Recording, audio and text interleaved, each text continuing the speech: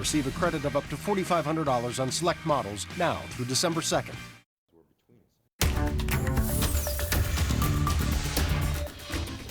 Nearly 1 year after she was last seen in Woodland Park, Kelsey Berreth's murder case is coming to a close.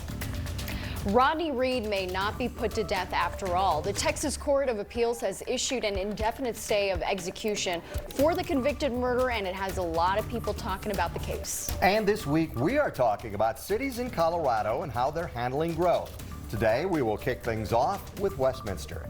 Good morning, everyone, and thanks for joining us. Gary, Corey, and Natasha with you on this Monday morning. And we've got Marty, too. Marty, it's going to be a pretty warm day, right? Yes, because west wind never really got all that cold here overnight. Yeah. And we're going to be zooming up into the 50s and 60s before you know it today with a Chinook wind going for us here this morning. It's a clear start to the day, looking all the way toward the foothills. It's gusty out there, over 40-mile-per-hour wind at and near the base of the foothills, northwest side of town, up to Broomfield, Arvada, over into Wheat Ridge. We have some strong winds. In fact, they're strong there as they are at the top of the Continental Divide. That's moved us into the 40s and 50s here. Not only here, but up into the foothills. Conifer at 52 degrees right now. We'll hit the mid-60s today. Stronger wind in the morning than in the afternoon. We'll still have some 20-mile-per-hour gusts later in the day.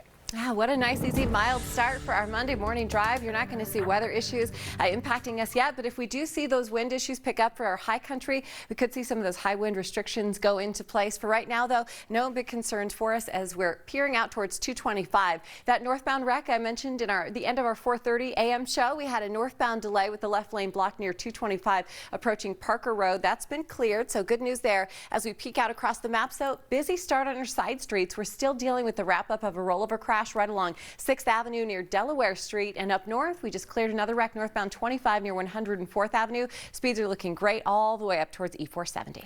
Amelia, thank you. Closing arguments are scheduled today in the Kelsey Berreth murder case. Then it is up to the jury. Liz Kotelik is in the Information Center, and Liz, walk us through the trial so far. So, Corey, jurors heard 10 days of testimony, with the prosecution calling 60 witnesses, the defense not calling any. Both sides rested on Friday with dramatic testimony from a former jail inmate. Jacob Bentley is his name. He told the court that Patrick Frazee had a hit list, and the main person on it was Krystal Lee.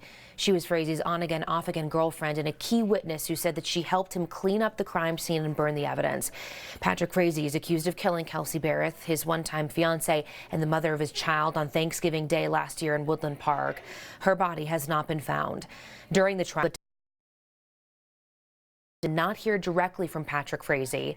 After closing arguments today, jurors will start deliberating to make what our legal analyst Scott Robinson calls a very tough decision. Jurors are really going to struggle with the idea that they should acquit Patrick Frazee when the evidence seems to show that he was very successful in covering up the physical evidence of the killing of Kelsey Berreth. Most jurors are not going to want to reward a murderer for doing a good job in disposing of a body. Although Frazee never took the stand, the jail inmate who did showed letters that he allegedly shared back and forth with Frazee behind bars. And in one of those letters, he says Frazee wrote that he's not the monster everyone says he is and asked for advice to defend his innocence.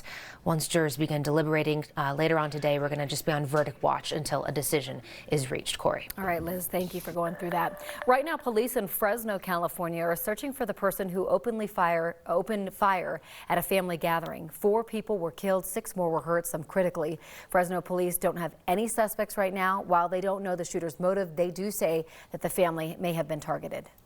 Right now, a young boy is missing from Parker. Police say Eric is a runaway, and they're asking for the public's help finding him. He was last seen Friday at Sierra Middle School. Police did not give us a last name or an age. If you know anything, call Parker Police at the number on your screen.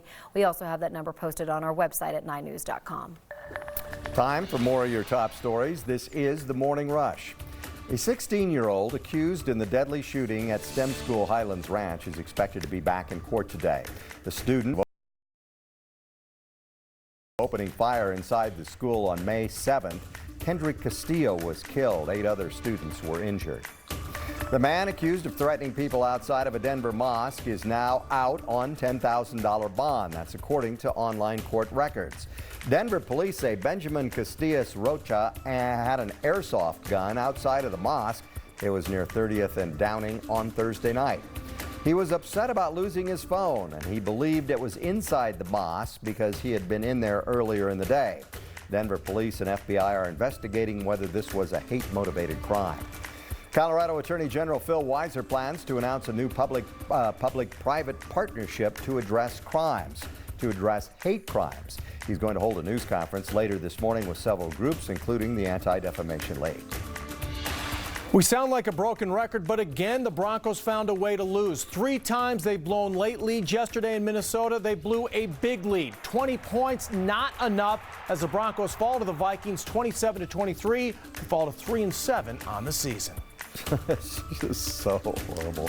All right, up next, the Broncos head to Buffalo. They'll play the Bills on Sunday. That is your Morning Rush. Natasha. Free Rodney Reed! Free Rodney Reed! Free Rodney Reed! Trending online this morning, hashtag Free Rodney Reed, and protesters' voices have finally been heard. The Texas Court of Criminal Appeals agreed to give Rodney Reed another chance just days before his scheduled execution. The 51-year-old claims he's innocent in the rape and murder of 19-year-old Stacy Stites, and she died more than 20 years ago. Recently, this case got a lot of support from lawmakers, activists, and even celebrities like Kim Kardashian. She says she was in the room with Reed when he got the news his execution had been delayed. I think when someone has been through so much trauma and so much disappointment in their life, that especially when they feel like they haven't really been heard, you can imagine still a sense of almost disbelief. Interview with Jenna Bush Hager later this morning on the Today Show. Nearly 3 million people signed a petition to free Reed.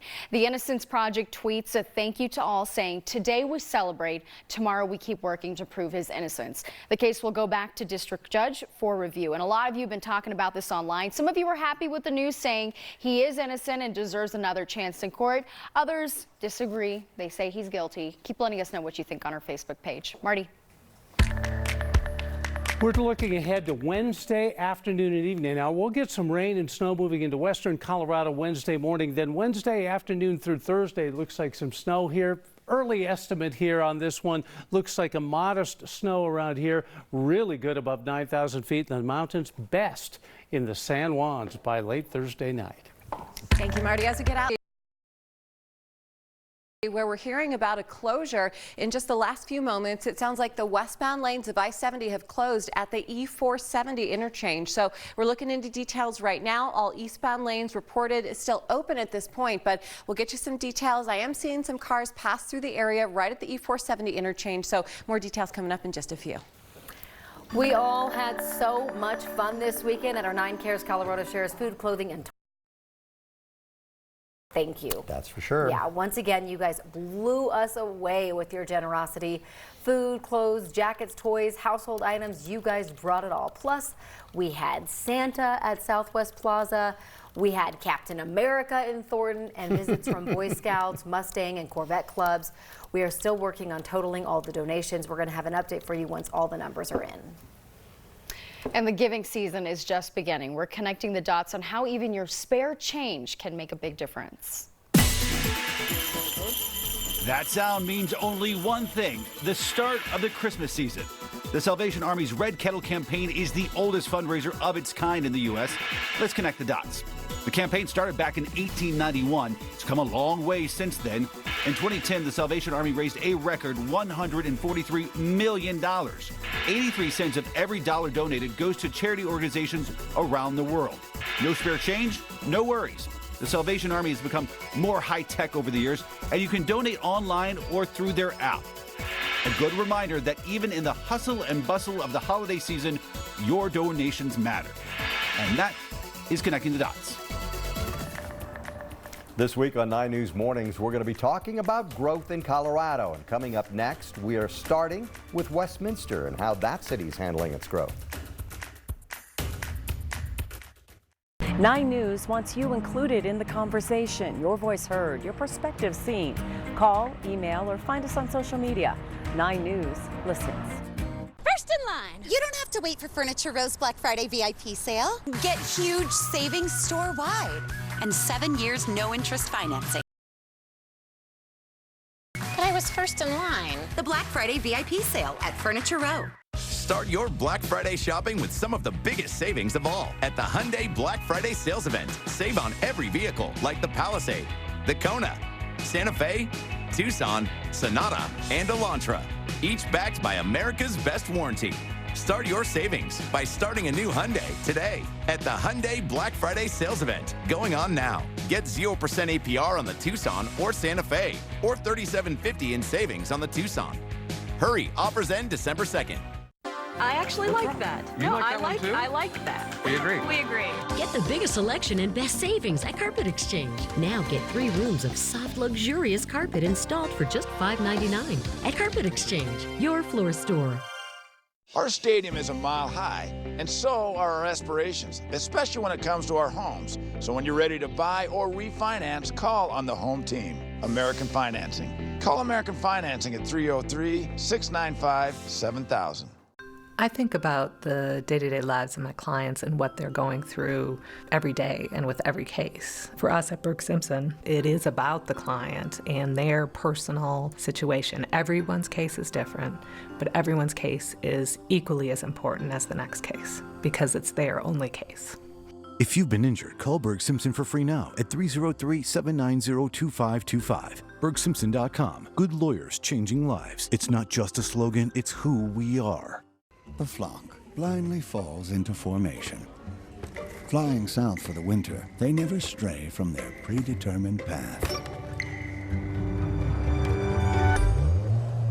But this season, a more thrilling journey is calling. Defy the laws of human nature at the Season of Audi sales event. Get exceptional offers now.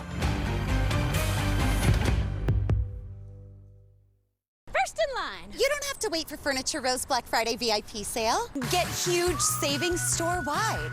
And 7 years no-interest financing. Plus, the more you buy, the more you save. But I was first in line. The Black Friday VIP sale at Furniture Row. It is 12 minutes after 5 right now. All this week, we're taking a closer look at growth in various cities around Colorado, how they are handling it, and we are starting with Westminster. City leaders there say it's been growing less than 1% a year, about half the regional average. Part of that is by design. The city tries to keep about 1/3 of its land as open space. At the same time, housing costs are also running less than many other places in the metro area. That includes homes, apartments, and affordable housing. One such affordable housing project is the newly built apartments on Federal Boulevard. Residents pay, according to the Housing and Urban Development definition, not more than 30% of their total income toward housing. The city has been adding about 140 affordable housing units a year, plans to build some 500 next year. And while homes and apartments are on average more affordable than other cities, they can still be pretty pricey. Our average rents for apartments are around $1,500. Average for sale price of a home is still under $400,000. So even without designated affordable housing, Westminster still remains a relatively affordable place, particularly in the metro region. Westminster is a very old city, but didn't grow very fast for a long time. When it was founded in 1911, only about 200 people lived there, mostly on farms. After the Boulder Turnpike was built in the 1950s, the city started taking off, and by 1960, about 13,000 people lived there. After that, the expansion of Stanley Lake Dam brought more water and more people. Westminster had about 20,000 residents by 1970. 1975, it had grown to 50,000. They kept annexing more and more land, and by the year 2000, the city had about 100,000 residents. It's now 119,000. In the next hour, we'll take a look at the city's new downtown redevelopment project and how that may affect growth into the future. We have warm weather up and down the Front Range today. West wind is really gusting this morning. Some folks hitting close to 40 miles per hour. Warm today and tomorrow. Next storm system way off the coast of British Columbia gets into the state by late in the day on Wednesday. Late in the day tomorrow in western Colorado. High clouds over us here off and on during the day today with the west wind. It's a warming, drying wind, keeping us quite mild with mid-60s for a lot lot of us for daytime highs. Look for 40s and 50s in the mountains. Just a